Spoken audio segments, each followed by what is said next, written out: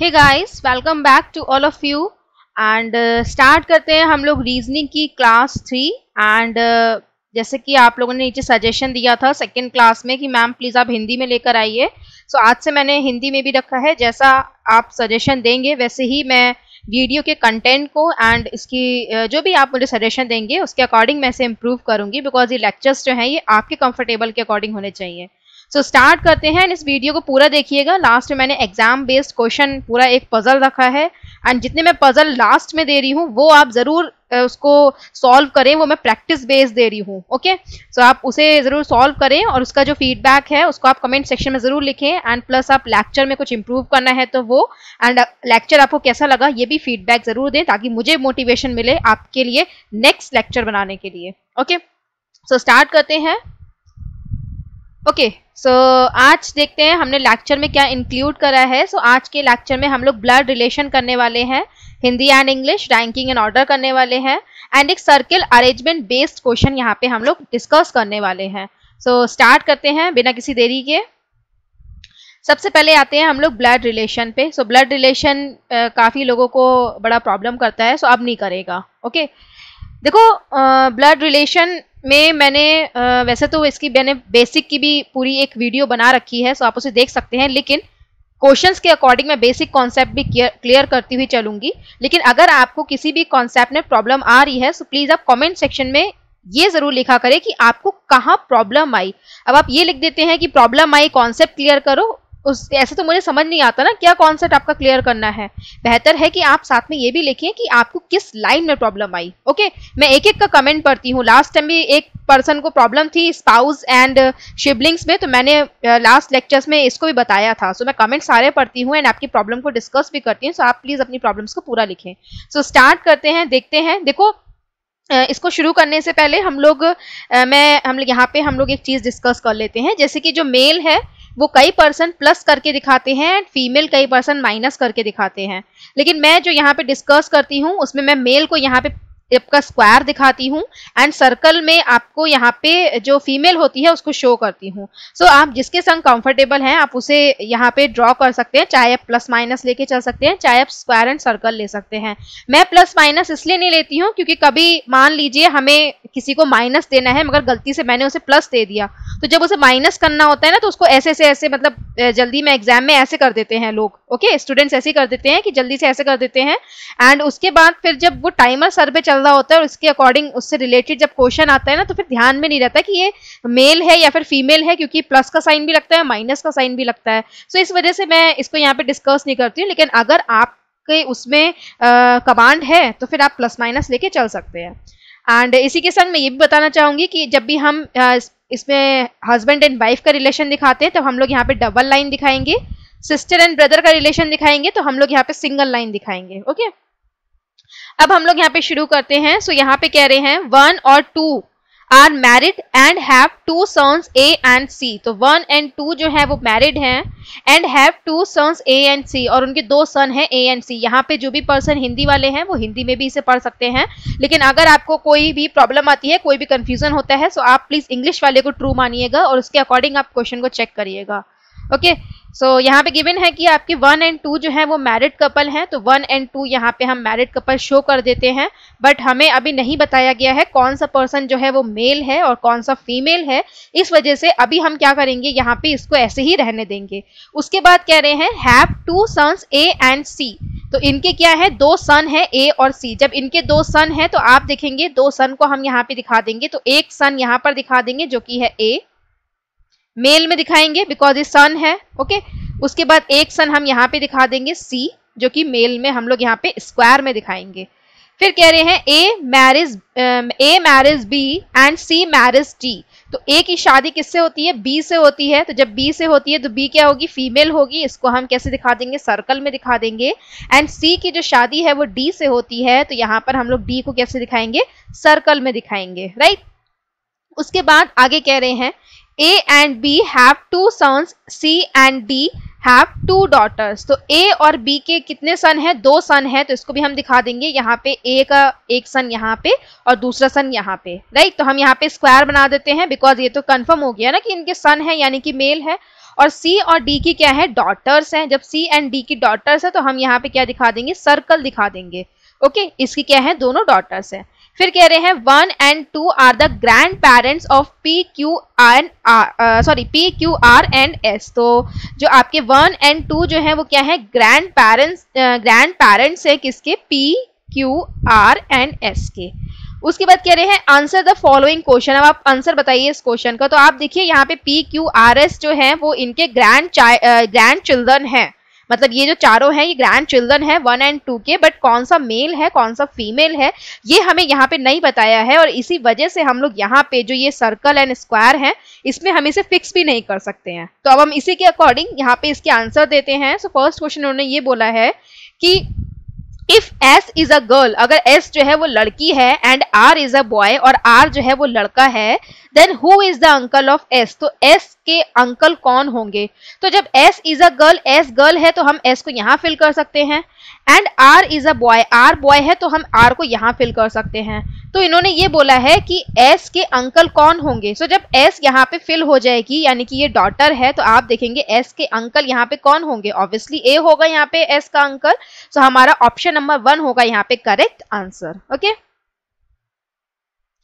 Then move करते हैं next question पे। तो यहाँ पे कह रहे हैं कि यहाँ पे A एंड D के बीच में क्या रिलेशन है। सो A एंड D के बीच में रिलेशन बताना है। तो A यहाँ पर है और D यहाँ पर है। इनके बीच में देखो क्या क्या रिलेशन बन सकते हैं, मैं एक बार ये बता देती हूँ। वैसे तो हम लोग ऑप्शन से करेंगे तो ये जल्दी होगा, लेकिन ये मैं आपके कॉन्सेप्ट के लिए बता रही हूँ। यहाँ पे A एंड D के रिलेशन क्या क्या बनते हैं, देखिए जो D है वो A की सिस्टर इन लॉ लग रही है। ओके, एंड जो A है वो D का कौन है, ब्रदर इन लॉ है। तो ये मैंने आपको आपके बेसिक कॉन्सेप्ट के लिए बता दिया गया है कि जो A है वो D का ब्रदर इन लॉ है और D जो है वो A की सिस्टर इन लॉ है। लेकिन अब हम ऑप्शंस के अकॉर्डिंग देखते हैं कि क्या क्या गिवन है। सो आपका थर्ड गिवन है A is sister in law of D। A जो है वो सिस्टर इन लॉ है D की, तो नहीं, A जो है वो ब्रदर इन लॉ है D का, D जो है वो सिस्टर इन लॉ है A की, तो यानी कि आपका थर्ड ऑप्शन करेक्ट नहीं होगा। फिर गिवन है D and A are couples, D और A जो है वो कपल्स है, तो आप देखेंगे D and A are not couples, तो इसको भी हटा देंगे। Then D is spouse of A is brother, तो D जो है वो स्पाउस है किसके, A के ब्रदर की। तो आप देख सकते हैं A का ब्रदर है C और C की स्पाउस है यहाँ पे D, तो यानी कि ऑप्शन नंबर 1 होगा यहाँ पे हमारा करेक्ट आंसर। ओके, इस क्वेश्चन को आप पहले एक बार खुद से अटेम्प्ट करिए एंड उसके बाद मेरा सॉल्यूशन देखिएगा। वैसे तो मैं ये क्वेश्चन आपको एज अ होमवर्क देने वाली थी, बट मुझे ऐसा लगा कि कई लोग इसका आंसर गलत भी दे सकते हैं और मुझे इस क्वेश्चन को यहाँ पे एक्सप्लेन करना चाहिए तो ज़्यादा बेहतर है। तो लेकिन फिर भी मैं कहूँगी एक बार आप खुद से ट्राई जरूर करिए। इन्होंने ये बोला है कि how many males person are there, कि यहाँ पे मेल पर्सन कितने हैं। तो अगर आप थोड़ा सा ध्यान नहीं देंगे तो मैं ऐसा तो नहीं कह रही हूँ कि आप में ज़्यादातर लोग ये गलती करेंगे, नहीं ऐसा नहीं है। अगर आप इसको ध्यान से देखेंगे तो आप बिल्कुल करेक्ट करेंगे। यहाँ पे मेल की बात करी गई है, तो एक तो मेल हो गया ये A, ओके, एक हो गया C, बाकी के 2 मेल क्या हो गए ये, तो यानी कि 1 2 3 एंड 4 4 मेल हो गए। तो क्या करेक्ट आंसर यहाँ पे 4 होगा, नहीं, करेक्ट आंसर यहाँ पे 4 नहीं होगा, करेक्ट आंसर यहाँ पे 5 होगा। 5 क्यों होगा, देखो 1 2 3 4 तो आपको मेल यहाँ मिल गए, और ये जो 1 एंड 2 का जो हमें मैरिड कपल मिला हुआ है, इस मैरिड कपल में हमें ये नहीं पता है कि कौन सा मेल एंड कौन सा फीमेल है। लेकिन ये तो कन्फर्म है ना कि यहाँ पे एक मेल होगा, ये कंफर्म है, क्योंकि यहाँ पे आप देखिए जब मैरिड कपल है तो मैरिड कपल कैसे होता है, एक मेल और एक फीमेल करके होता है। तो जब एक मेल और एक फीमेल करके होता है तो भले ही हमें नहीं पता कि कौन सा मेल और कौन सा फीमेल है, लेकिन ये कंफर्म है कि एक मेल यहाँ पे जरूर होगा। तो इस वजह से यहाँ पे टोटल कितने मेल होंगे, यहाँ पे मेल होंगे आपके 5, तो ऑप्शन नंबर 5 होगा यहाँ पे हमारा correct answer. Okay, so move करते हैं हम लोग अब रैंकिंग एंड ऑर्डर पे, statement type questions. So question number 4 यहाँ पे रखा हुआ है, हिंदी एंड इंग्लिश, जो भी आप लैंग्वेज प्रीफर करते हैं उसमें इस क्वेश्चन को आप पढ़ सकते हैं। सो यहाँ पे कह रहे हैं कि in a class of 35 students, यहाँ पे 35 स्टूडेंट्स की क्लास है, Neha is place 7 from bottom, where is Poonam is place 9 from top. तो नेहा जो है वो 7 है बॉटम से, तो नेहा जब 7 है बॉटम से तो हम इसे बॉटम की तरफ से लिख देंगे कि नेहा जो है वो 7 है बॉटम से। उसके बाद Poonam is place 9 from the top, तो पूनम जो है वो क्या है, 9 है टॉप से, तो पूनम यहाँ पे 9 है जो कि टॉप से होती हुई आ रही है।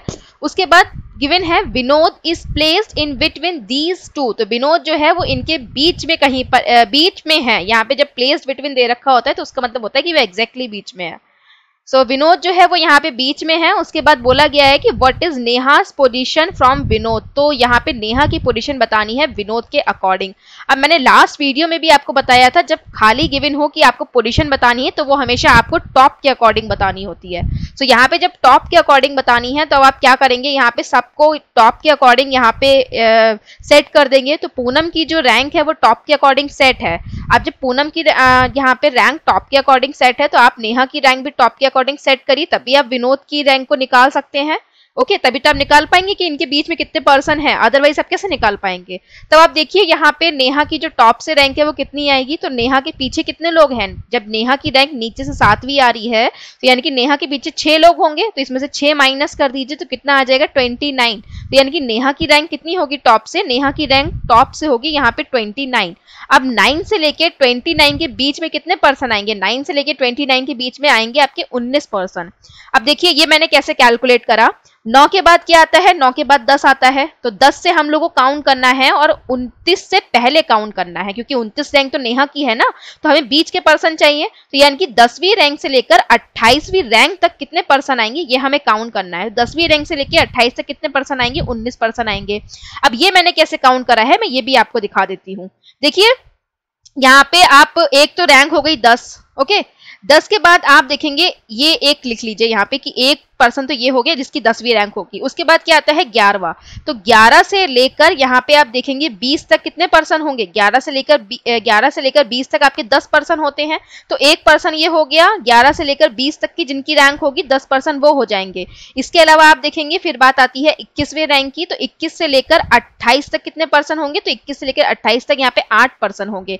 तो 10 + 8 + 1 इनको आप प्लस कर लीजिए, टोटल कितने पर्सन हो गए, यहाँ पे 19 पर्सन हो गए। ओके, तो यहाँ पे 19 पर्सन इनके बीच में होंगे। अब 19 पर्सन यहाँ पे बीच में होंगे तो विनोद जो है वो बिल्कुल एग्जैक्टली बीच में होगा, यानी कि आधे ऊपर और आधे नीचे होंगे। सो यहाँ पे हम क्या करते हैं, इसका एग्जैक्टली बीच में लाने के लिए कि हम इसका एक नंबर माइनस कर देते हैं। तो एक नंबर अगर आप माइनस करेंगे टोटल कितना आ जाएगा, यहाँ पे 18 आ जाएगा। तो जब 18 आ जाएगा तो इसे 2 से डिवाइड कर दीजिए, कितना हो गया यहाँ पे 9, यानी कि 9 पर्सन जो है वो ऊपर की तरफ होंगे और 9 पर्सन जो है वो नीचे की तरफ होंगे। और जो विनोद की रैंक है वो कौन सी होगी, इसके बीच वाली रैंक होगी, राइट। तभी आप देखेंगे 9 ऊपर और 9 नीचे, तो 18 और एक जो विनोद है उसकी रैंक हो गई, तो कितने हो गए टोटल, ये हो गए 19। अब आप इसको काउंट कर सकते हैं कि यहाँ पे जो विनोद की रैंक है वो टॉप से कितनी आएगी। तो 9 तो ये पर्सन हो गए और 9 ये पर्सन हो गए, तो ये हो गए टोटल 18 और यहाँ पे 19वीं रैंक होगी इसकी।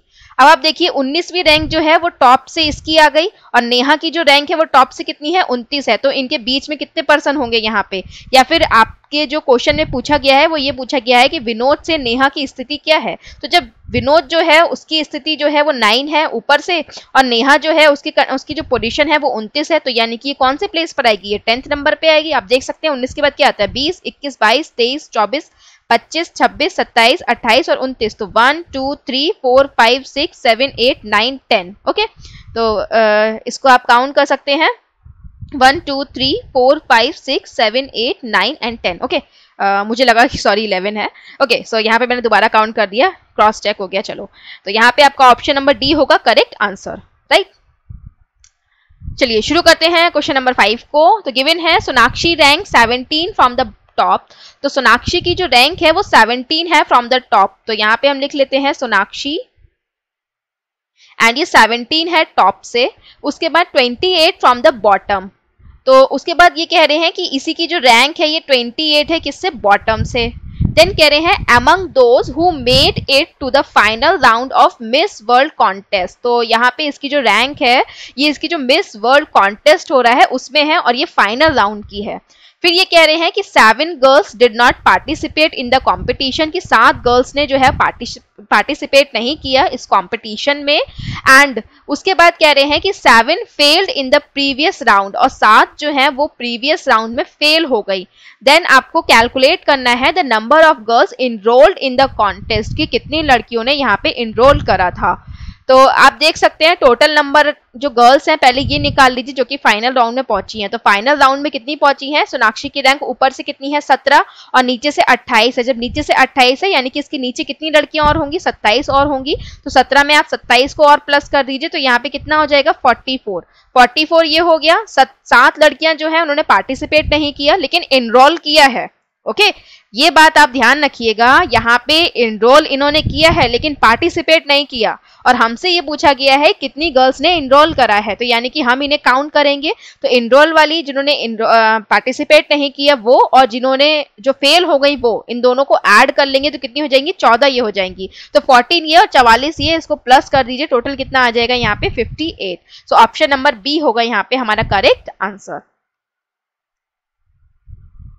Okay, so this question is for you. इस क्वेश्चन को आप सॉल्व करिए एंड सॉल्व करने के बाद कमेंट सेक्शन में इसका आंसर बताइए। एंड आगे जो आपका नेक्स्ट लेक्चर आएगा, लेक्चर नंबर 4, उसमें मैं इस क्वेश्चन का जो आंसर है वो रख दूंगी।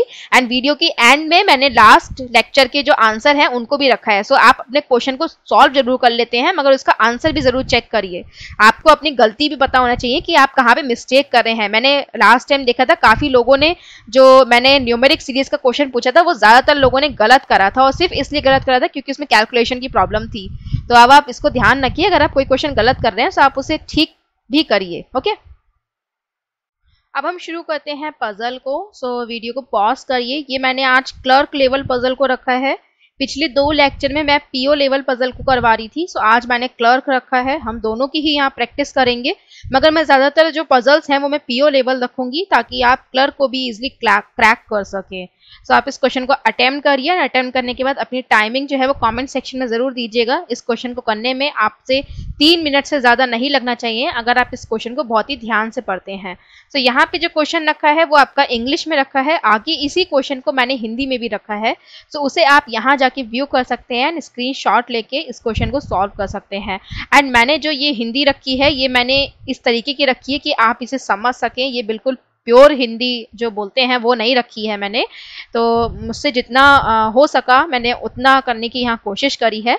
तो इस क्वेश्चन में जैसे कि यहाँ पे सर्कल टेबल के चारों ओर बैठे हैं ऐसा करके लिखा है, सो आप इतना तो समझ ही जाएंगे ना कि सर्कल टेबल मतलब जो जिसको हिंदी में बोलते हैं व्रत। ओके, तो इतना तो आप समझ जाएंगे। सो मैंने कोशिश करी है कि मैं उतनी तो हिंदी कर दूं जितना आप समझ सकें। ओके, सो आप भी पॉज करिए, जो हिंदी प्रीफर करते हैं वो भी, जिनको 2-3 दिन से प्रॉब्लम हो रही थी, और इस क्वेश्चन को अटेम्प्ट करिए। इस क्वेश्चन को मैं थोड़ा सा यहाँ पे डिस्कस कर लेती हूँ, चलिए हिंदी में ही कर लेती हूँ। यहाँ पे ये कह रहे हैं कि 8 व्यक्ति हैं, इशिका, ज्योति, कृष्णा, लीमा, मनी, ओम, प्रिया और कुरैशी, जो सर्कल टेबल के चारों ओर बैठे हैं। वे सभी टेबल के केंद्र की ओर मूव कर रहे हैं। तो केंद्र की ओर मूव कर रहे हैं यानी कि सेंटर से, यानी कि इनसाइड मूव कर रहे हैं, मतलब इनसाइड फेस कर रहे हैं। अब मैंने आपसे एक चीज कही थी कि जब भी आपका सर्कल या सिटिंग अरेंजमेंट आता है या स्क्वायर आता है या लीनियर आता है, सबसे पहले आप वेरिएबल पर नजर डालो। अगर आपके वेरिएबल जो है वो अलग अलग हैं, देखिए ओके, मैं आपसे कहना चाहूंगी कि ये जो है ये एल है, ये लीमा है, ये कैप्स लॉक में दोनों सेम हो गए हैं, एंड ये इशिका है। ओके, इसको आप सही कर लीजिएगा। इसमें भी ये जो है ये इशिका है और ये जो है ये लीमा है। Okay, L. सो ये जो इशिका है और जो लीमा है, राइट, तो इसको आप सही कर लीजिएगा। आप देखेंगे यहाँ पे हो गया आई, जे, के, एल, एम, ओ और पी एंड क्यू। तो कोई भी जो आपका पर्सन है या कोई भी जो आपके अल्फाबेट हैं, जो पर्सन है जिनके नेम स्टार्ट हो रहे हैं जिन अल्फाबेट से, वो आपके रिपीट नहीं हो रहे हैं। जब रिपीट नहीं हो रहे हैं तो अब आप जो पजल बनाएंगे वो इनके नाम को लिख कर नहीं, डायरेक्ट इनके स्टार्टिंग के जो अल्फाबेट्स हैं उनको रख के बनाएंगे। सो जब उनको रख के बनाएंगे तो आप क्वेश्चन को अपने आप में छोटा कर दे रहे हैं। शॉर्टकट बोलते हो ना आप लोग, तो ये एक शॉर्टकट है पजल का जो मैं आपको बता रही हूँ। सो स्टार्ट करते हैं। यहाँ पे गिवन है 2 person whose names start with a vowel are sitting 2 person sit between them. Lima is okay. देखो यहाँ पे ये कह रहे हैं कि 2 person whose name start with a vowel। तो 2 पर्सन जिनका नेम जो है वॉवल से स्टार्ट हो रहा है, 2 पर्सन sits between them, तो उनके बीच में 2 पर्सन आए हैं। इस लाइन का मतलब मैं यहाँ पे एक्सप्लेन कर दे रही हूँ। तो यहाँ पे जो 2 पर्सन जिनका नाम जो है वॉवल से स्टार्ट हो रहा है, तो यहाँ पे हम देख लेते हैं कौन कौन से अल्फाबेट हैं। तो ये है हमारे पास आई, जे, के, एल, एंड एल के बाद है एम, M के बाद O, P and Q, N नहीं है। ओके, ध्यान रखना, जल्दीबाजी में फ्लो में गलत मत कर जाना। तो यहाँ पे ये कह रहे हैं कि जो इनका नाम जो है वॉवल से स्टार्ट हुआ है, उनके बीच में 2 पर्सन बैठेंगे। तो आप देख सकते हैं कौन कौन से वॉवल है। यहाँ पे I वॉवल है और O वॉवल है, यानी कि I और O के बीच में कितने पर्सन आएंगे, 2 पर्सन आएंगे। सो इसको हम यहाँ पे डायरेक्ट फिक्स कर सकते हैं। ओके, तो इसकी 2 कंडीशन बनेगी। कैसे बनेगी मैं आपको ये बता देती हूँ। देखिए यहाँ पर अगर मैं I को यहाँ रखती हूँ तो I जो है वो इनसाइड फेस कर रहा है, तो जब 2 का गैप है तो I की राइट में 2 का गैप करके O यहाँ पर आ सकता है, और I की लेफ्ट में 2 का गैप करके O यहाँ पर आ सकता है। तो 2 कंडीशन बनेगी, दोनों को ही हम यहाँ पे ड्रॉ कर लेंगे। प्रीलिम्स लेवल में जितनी पॉसिबिलिटी बनती जाए उतनी ही पॉसिबिलिटी को आप फटाफट बनाते जाओ। फिर कह रहे हैं Lima is immediate neighbour of Qureshi and Om. तो लीमा जो है वो इमीडिएट नेबर है किसका, कुरैशी का एंड ओम का। तो अब आप यहाँ पे देखेंगे कि आपकी जो पॉसिबिलिटी है वो और बन जाएगी, क्योंकि अगर कुरैशी जो है वो यहाँ पर आ सकता है and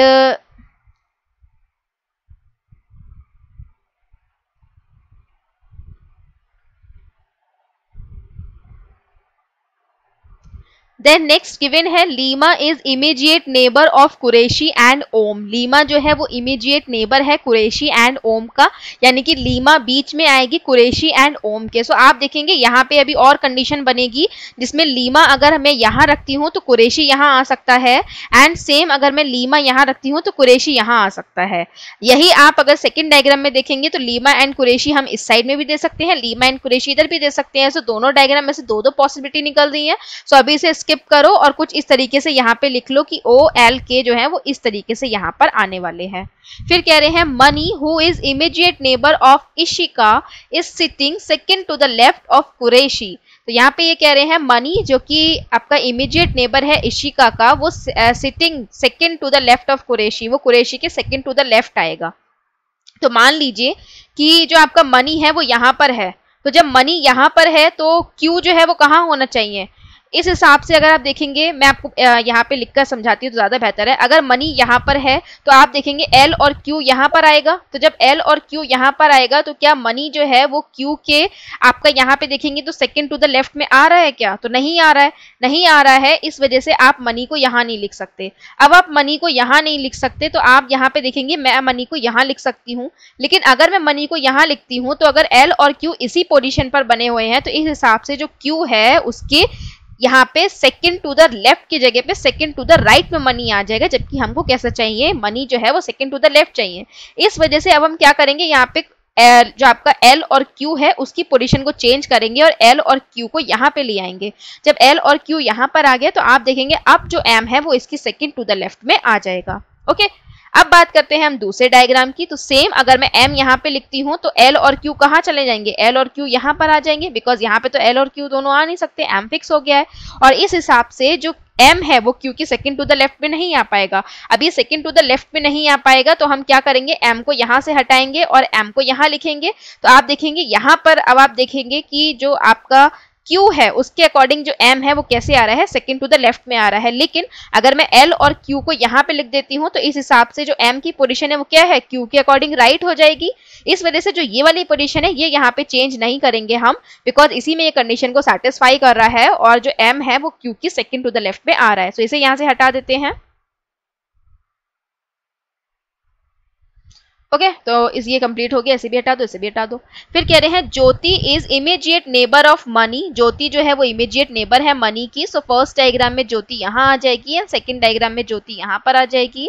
then there are only 2 such pairs whose both constituents have their names beginning with consecutive letters as well as are adjacent to each other. Okay, देखो यहाँ पे ये कह रहे हैं कि कोई 2 पेयर जो हैं वो ऐसे हैं जिनके नाम जो हैं वो आपके कंसेक्यूटिव लेटर्स से स्टार्ट होते हैं और वो दोनों एक दूसरे के एडजेसेंट बैठे हैं। ओके, इन्होंने ये कहा है। तो अभी आप देखोगे यहाँ पे हमारे पास 2 पर्सन जो हैं वो फिक्स नहीं हुए हैं, जो कि हैं K एंड K के बाद है यहाँ पर एक पर्सन और है जो कि है P, राइट। तो ये जो पर्सन है वो यहाँ पे आपके फिक्स नहीं हुए हैं। तो सेकेंड वाले डायग्राम से स्टार्ट करते हैं, जो फिक्स है पहले हम उनको देख लेते हैं। तो I और M जो है वो एडजेसेंट है, तो क्या I और M कंसेक्यूटिव यानी कि लगातार आते हैं अल्फाबेट सीरीज में, तो नहीं आते हैं। M और J को देखेंगे तो M और J भी जो है वो लगातार नहीं आते हैं। जे एंड क्यू को देखेंगे तो जे एंड क्यू भी साथ में नहीं आते हैं। ओके, जे के बाद जो है वो जे के आता है, राइट, तो क्यू तो आता नहीं है। क्यू के संग अगर देखेंगे तो क्यू के संग भी यहाँ पे आपका पेयर नहीं बनेगा। पी क्यू के संग क्या आता है, एक तो पी आता है और फिर क्या आता है, आर आता है, तो यहाँ पे आप देखेंगे पी और आर भी फिक्स नहीं है। एल के संग अगर आप देखेंगे आपका एडजेसेंट क्या है, ओ है, तो एल और ओ क्या कंसेक्यूटिव लेटर है, तो देखेंगे एल के बाद क्या आता है, M N P Q M J K L, sorry जे के एल और एम, राइट। तो आप देखेंगे कि के एल और एम होना चाहिए, तो यहाँ पे आप देखेंगे के और एम दोनों ही इसके एडजेसेंट नहीं है, तो यानी कि फिर ये भी आपका जो एल है वो ओ के एडजेसेंट नहीं आता है, राइट।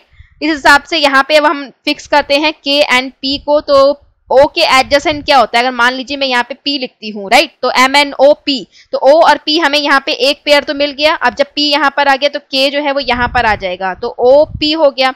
फिर पी के हमें यहाँ पे एक पेयर तो मिल गया, लेकिन अभी हमें दूसरा पेयर भी चाहिए, तो दूसरा पेयर देखते हैं। तो के एडजेसेंट जो पर्सन आने चाहिए क्या वो आ रहे हैं, तो जे के बाद क्या आता है, एल, तो एल तो यहाँ पर है नहीं, और जे पहले आता है इसके, तो आई और पी जो है वो कंसेक्यूटिव लेटर नहीं है, मतलब के जो एडजेसेंट आई और पी बैठे हैं वो कंसेक्यूटिव लेटर्स नहीं है, इसके आगे पीछे नहीं आते हैं। इस हिसाब से यहाँ पे हमें क्या मिला है, सिर्फ एक ही ऐसा पेयर मिला है जो कि इसके एडजेसेंट भी है और कंसेक्यूटिव लेटर भी आ रहा है। इस वजह से इसको हम क्या कर देंगे, कट कर देंगे, बिकॉज यहाँ पे ये कंडीशन सेटिस्फाई नहीं कर रहा है, हमको दो पेयर चाहिए और ये सिर्फ एक ही पेयर हमें दे रहा है। बात करते हैं हम इस डायग्राम की। सो जब इस डायग्राम को हम लोग यहाँ पे बात करेंगे तो मान लीजिए मैं यहाँ पे P और यहाँ पे K को फिक्स कर रही हूँ, ये हमने माना है, राइट, क्योंकि यहाँ पे हम K और यहाँ भी P फिक्स कर सकते हैं। सो अगर यहाँ पे P और यहाँ पे K फिक्स करती हूँ तो अब आप पेयर देखिए, तो I और Q एक दूसरे के एडजेसेंट है बट कंसेक्यूटिव नहीं है, Q एंड L जो है वो कंसेक्यूटिव नहीं है, L और O जो है वो यहाँ पे कंसेक्यूटिव नहीं है। ओके, O के बाद यहाँ पे आप K देखेंगे तो O और K भी यहाँ पे कंसेक्यूटिव नहीं है, K एंड P भी यहाँ पे कंसेक्यूटिव नहीं है, एंड J और P जो है वो भी कंसेक्यूटिव नहीं है, राइट। तो इसको अब हम यहाँ पे क्या करेंगे, इसको अब हम लोग एक बार चेंज करके देख लेते हैं। सो अगर यहाँ पे हम चेंज करके देखेंगे, सो यहाँ पे मैं P कर देती हूँ, यहाँ पे K कर देती हूँ। सो अब देखते हैं, सो J एंड K, तो J के बाद क्या आता है, K आता है, तो ये एडजेसेंट है, साथ में क्या है, कंसेक्यूटिव भी है, तो एक पेयर तो ये हो गया। दूसरा पेयर क्या हो गया यहाँ पे O और P, तो O और P जो है वो कैसे आते हैं, आपके लगातार भी आते हैं और कंसेक्यूटिव भी हैं। तो यहाँ पर हमें इस डायग्राम के अकॉर्डिंग हमें दो पेयर ऐसे मिल गए जो कि कंसेक्यूटिव लेटर्स अपने अल्फाबेट सीरीज के अकॉर्डिंग भी हैं एंड यहाँ पे एडजेसेंट भी आ रहे हैं। सो ये होगा हमारा यहाँ पे करेक्ट आंसर। तो यहाँ पे मैंने फेयर सॉल्यूशन रखा है, देखो यहाँ पर हम लोगों ने सॉल्व करा है IMJK करके, और यहाँ पे मैंने पूरे उसको जो आपका नेम है उसको रख दिया है, तो आप अपने क्वेश्चन को यहाँ से सही से चेक कर सकते हैं। ओके, सो ये है आपका एज अ होमवर्क। देखो पहले मैं क्या कर रही थी कि मैंने जब RRB PO से रिलेटेड पजल को करवाए थे तो मैंने यहाँ पे दोनों क्वेश्चन क्लर्क लेवल रखे थे। आज जब मैंने उसको क्लर्क लेवल क्वेश्चन को डिस्कस करा है वीडियो में, तो आज मैंने PO लेवल का आपको एज अ होमवर्क रखा है। सो आपकी जो प्रैक्टिस है वो दोनों के लिए होती रहेगी, PO के लिए भी और क्लर्क के लिए भी। सो इस क्वेश्चन को आप अटेम्प्ट करिए, अटेम्प्ट करने के बाद इसका जो आंसर है वो कमेंट सेक्शन में लिखिए, एंड इसका जो आंसर है वो मैं नेक्स्ट लेक्चर में आप लोगों को प्रोवाइड करवा दूंगी। इसी के संग जो आपके आंसर है लास्ट लेक्चर की उसको मैंने यहाँ पे रख दिया है। काफ़ी लोगों ने जो फ्लोर था वो काफ़ी अच्छा सॉल्व करा था, लोगों का जो फ्लोर था उसमें मतलब कमांड बन चुकी है, वो करेक्ट था। एंड ये है यहाँ पे आपका आंसर जो मैंने आपसे क्वेश्चन पूछा था, तो उसका आंसर जो था वो था 5√7 मीटर, राइट। तो यहाँ जाके आप प्लेलिस्ट को व्यू कर सकते हैं, जो हमने लेक्चर 1, 2 एंड 3 बनाए हैं उसको हम यहाँ पे ऐड कर देंगे। इसी के संग जो एप्टीट्यूड की क्लास है उसको आप यहाँ जाके व्यू कर सकते हैं। सर ने हिंदी एंड इंग्लिश दोनों में ही क्वेश्चंस को रखा है। सो जैसे रीजनिंग की क्लास चल रही है वैसे ही हमने एप्टीट्यूड की क्लास ला रखी है। सो आपका RRB जो है वो इसी से बहुत ही ईजिली क्रैक हो जाएगा। So thanks for watching this video and have a good day.